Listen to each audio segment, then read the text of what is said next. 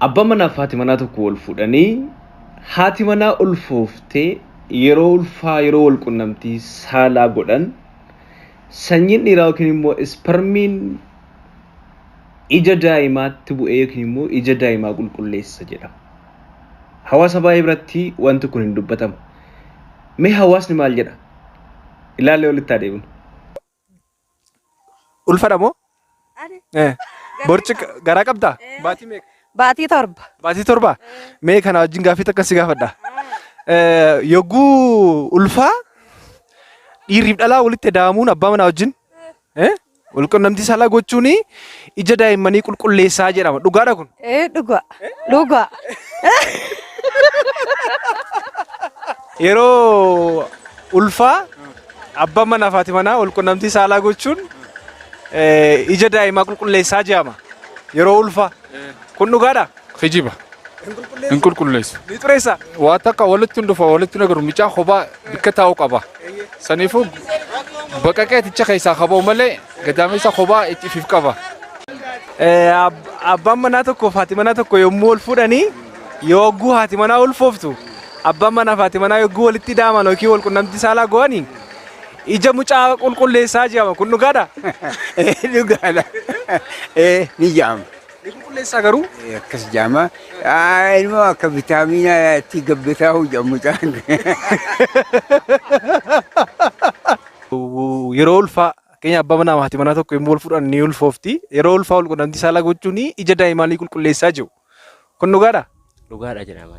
Hin qulqulleessaa? Akkamitti qulqulleessame? Ani akkitti qulqulleessaanis hin baranne saayinsii irra hin geenye garuu dhugaadha jedhamu yeroo namni baay'een fayyadamu hin argeenan. Kanaaf ija qulqulleessaa jechuudha. Kan warri iji isaanii hin qulqulloofne yeroo baay'ee warra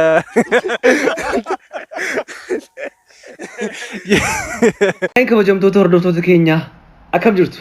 Nagaa sin daganne. Kun Dr. Naafii Argeetudha. YouTube'itti mana keessan teessan odeeffannoo fayyaa ittiin argattan, irraa barattan, ittiin bohaartan YouTube Dr. Naafii Argeetu official. Sagantaa keenya guyyaa irraatiinis akkuma galumsa irratti arguudhaaf yaaltan egaa yeroo baay'ee hawaasa keenya biratti baay'een keessaa waan kana dhageessanii ta'uu danda'a. Namoonni baay'eenis nu bohaarsaniiru. Wal qunnamtii saalaa yeroo ulfaa gochuun yookiin abbaan manaa tokko abbaa manaa fi haati manaa yeroo wal qunnamtii saalaa godhan abbaa manaa fi haati manaa yeroo ulfaa wal qunnamtii saalaa godhan sanyiin dhiiraa yookiin immoo ispermiin ija daa'imaa qulqulleessaa kan jedhamu jira. Wanti kun hammam dhugaadha kan jedhu gaafachuuf yenne mee gama saayinsiidhaan maal fakkaata kan jedhu walii ilaalla. Namoonni haaraan dhuftan yoo jiraatan nooraas ni jenna. Waan barbaadan ajajadha. Waan barbaadan barumsa barbaadan YouTube channel Dr. Naafii Argeetu official jala galaatii dhaggeeffadhaa hordofaas ni jenna.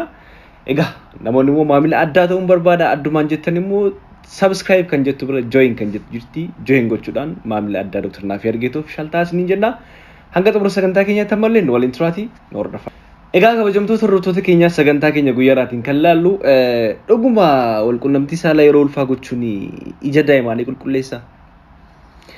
Dabalataan immoo wal qunnamtiin saalaa yeroo ulfaa poozishinii kamiin eeyyamama yoom immoo dhorkama kan jedhus immoo kan waliin laallu ta'a jechuudha. Yeroo gabaabaa yookiin immoo daqiiqaa gabaabaa kana gidduutti ammallee yaada keessan nu faana turaas ni jenna. Kabajamtoota hordoftoota keenyaa yeroo baay'ee fayyaa wal hormaataa egaa fayyaa xiyyeeffannoo guddaa barbaadu waan ta'eedhaaf namoonni baay'een gaaffii isaan nu gaafatan keessaa gaaffii kana tokko. Yeroo ulfaa wal qunnamtii saalaa namoonni haraama dhorkaadha hin eeyyamamu jedhanii yaadan jiru. Namoonni tokko tokko immoo kan yeroo murtaa'aa qofaaf eeyyamama jedhanii kan yaadanis jiru. Gama saayinsii fayyaan kanaan dura odeeffannoo fayyaa tokko sin biraan ga'ee ture. Kanaan dura dhimma kana irratti Facebook irratti maxxanseen ture waa'ee wal qunnamtii saalaa yeroo ulfaa maxxansee jenna. Hanga ammaa komentiin irraa farne kan yeroo nana kofalchiisu tokko jira maal jedha seetan. Doktor kanaan dura hin caba jettee nan cal jenne amma immoo jettee daa'imni akka inni ciniinee nurraa kutuuf yeroo ulfaa wal qunnamtii saalaa godhaa jettaa jedhee kan dubbate jedha jechuudha. Mee istiraakcharii isaarra kaanee ilaallu. Akkuma beekamu baatiiwwan jalqabaa keessumaa baatiiwwan arfan jalqabaa yeroo ulfaa dubartiin tokko sababa jijjiirama hormooniirraan kan ka'e fedhiin ishee wal qunnamtii saalaaf qabdu gadi bu'aa deema. Isa booda garuu ji'a afur booda fedhiin isheen qabdu baay'ee dabala jechuudha. Kanaaf yeroo sanatti immoo yeroo ulfaa akkuma beekamu wal qunnamtii saalaa hin dhorkamu. Kan dhorkamu yoo maal ta'e dhorkama kan jedhu tuqaawwan sadan tokko dhumarratti isiniif kaasuu nan danda'a.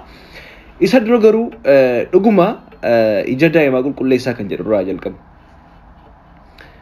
Egaa akkuma beekamu daa'imni tokko gadameessa keessa yommuu jiraatutti gadameessi haguuggii qaba yookiin immoo membreenii yookiin immoo amniotic cavity kan jedhamu wanta akka saakii yookiin immoo qaracitii wayii keessa daa'imni kan taa'u jechuudha. Amniotic membrane kan jennu yookiin immoo golgaan daa'imni keessa jiraattu kun keessa dhangala'aan amniotic fluid yookiin immoo bishaan gubbee yookiin bishaan garba kan jedhu achi keessatti argama jechuudha. Egaa akkuma beekamu akkuma argitan suuraa irraa jechuudha gadameessa keessa maaltu jira gadameessa keessaanii membreenii kuni leerii lama qaba membreenii kana keessa jira jechuudha. Kanaaf daa'imni membreenii kana keessa waan jiruu fi akkuma argaa jirtan qaamni saalaa jira qaamni saalaa dubartootaa isa booda balbala gadameessaa jira yookiin immoo cervix kan jennu jechuudha. Cervixiin kun cufaadha. Garuu yeroo baay'ee fakkeenya yeroo wal qunnamtii saalaa sanyiin dhiiraa yookiin immoo spermiin yommuu achi keessa dhangalaafamu karaa cervixii kana keessa galee gadameessa keessa darbee gadameessa keessaati immoo gara ujummoo gadameessaa deema jechuudha. Kun beekamaadha. Maal isinitti fakkaate isinitti meera qaamni saalaa dubartiitii yoo jiraate asiin cervixii jira yookiin immoo balbala gadameessaa yookiin immoo caafii gadameessaa jira. Isa bona maaldha mucaan kunii fi sanyiin dhiiraa yommuu inni qaama saalaa dubartootaa keessatti namu yookiin immoo qaama saalaa dubartootaa keessa galu daa'ima bira qaqqabuu hin danda'u. Membreenii sun haguugee jira waan ta'eef jechuudha. Daa'ima bira ga'uu hin danda'u jechuudha. Kanaaf maaldha membreenii yookiin immoo golgaan haguugee jiru sun membreenii sun waan jiruu fi bira ga'uu hin danda'u. Yookiin immoo maal gochuu hin danda'u jechuudha. Daa'ima bira ga'uu hin danda'u. Isinii galee miti. Tarii daa'ima waan keessa seenuu danda'a. Gadameessa keessa seena. Gadameessa keessa seenu jechuu hin dandeenyu. Garuu daa'ima bira ga'uu hin danda'udha asirratti. Isinii galee miti. Haguugamee jira waan ta'eef daa'ima bira ga'uu hin danda'u.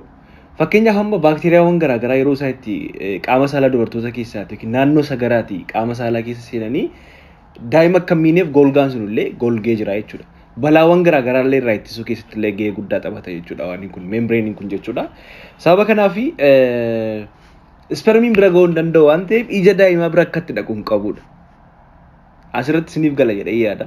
Kanaaf walqunnamtii saalaa gochuun ija daa'imaa hin qulqulleessu, ija daa'imaa hin diimessu, ija daa'imaa hin bareechu. Tokko immoo kan ija daa'imaa bareechu jedhan yaadanis jiru waan ta'eef. Kana bifa kanaan akkasiin hubattan hin barbaada.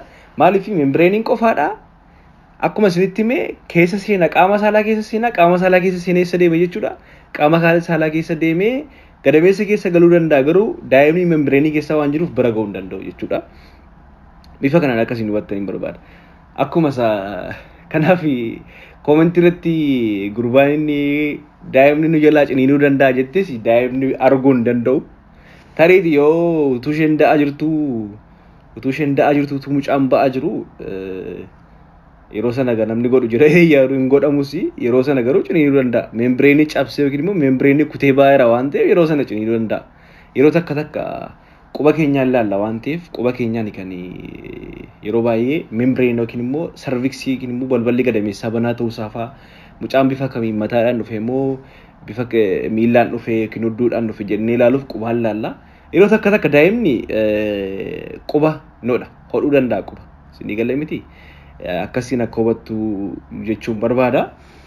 Kanaaf mee walqunnamtii saalaa yeroo ulfaa akkuma jenne yeroo ulfaa dubartiin tokko keessumaatii second trimester irratti kan jennu fedhiin isheen qabdu baay'ee dabala waan ta'eef walqunnamtii saalaa gochuu hin dhorkamu. Garuu haala kamiin godhamuu danda'a. Fakkeenyaaf garaan guddataa deemee dhiirri tokko irra keessa ba'ee godha yoo jedhe ulfaachuu danda'a waan ta'eef poozishinii garaagaraa fayyadamuudhaan walqunnamtii saalaa gochuu ni danda'ama jechuudha. Kanaaf poozishinii mijataa ta'e yookiin immoo isheedhaaf mijataa ta'e yookiin dirqama abbaa manaa irra keessa ba'uu hin qabu. Poozishiniiwwan garaagaraa poozishinii baay'ee jira waan ta'eef ilaaluu dandeessu yaa'u viidiyoo kana maxxansuudhaaf xiqqoo rakkisaa waan ta'eef. Karaa fi kabajamtoota hordoftoota keenyaa yaada kana kan qaafneef namoonni baay'ee waan nu gaafatanii fi walqunnamtii saalaa yeroo ulfaan dhorkamu yoom akka dhorkamu maal akka ta'e ilaallee jira jechuudha. Poozishinii isheedhaaf mijatu yookiin immoo poozishinii isiniif mijatu fayyadamuun gaariidha. Inni kan biraan immoo ija daa'imaan qulqulleessuudha. Akkuma hundumti keenya barachuudhaaf ilaaluudhaaf yaalle jechuudha. Amma ija daa'imaan qulqulleessa kan jedhu sobadha. Ija daa'imaan bareecha kan jedhu sobadha jechuudha. Bifa kanaan akkasiin hubattaniif jedhee yaada kana isiniif kaasee namoonni hanga xumuraatti nu waliin turtanii nu hordoftan hundi keessan galatoomaa isiniin jedha. Jaallannaan sheer godhaa, subscribe akkasumas join gochuun dagatina. Fayyaan dhabinaa.